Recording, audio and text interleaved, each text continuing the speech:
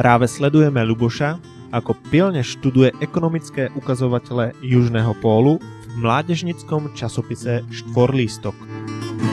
Ľuboš so svojím najlepším štvornohým priateľom.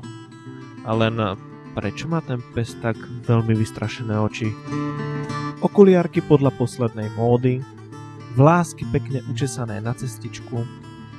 Nic zlom, ale takýchto sme na základnej bývali.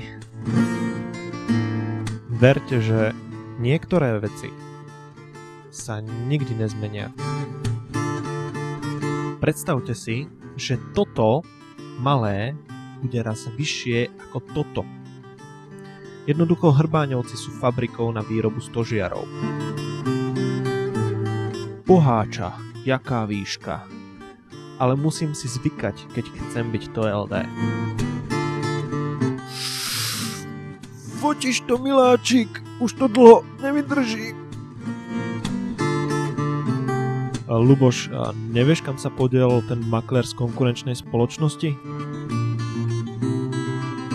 Ľuboš, kde je ten poisťovák, čo tu behal jak zjašený? Kadiaľ Ľuboš prejde, ani tráva nerastie. Cesta nahor je vždy ťažká, ale stojí to za to. Nový model chrumiek. Potravinárska firma dostala prísny zákaz testovať svoje výrobky na zvieratách. Našli však jednoho jediného dobrovoľníka. Ľuboš našiel 4 ďalšie spôsoby, ako sa chrumky dajú využiť. Že by recruiting?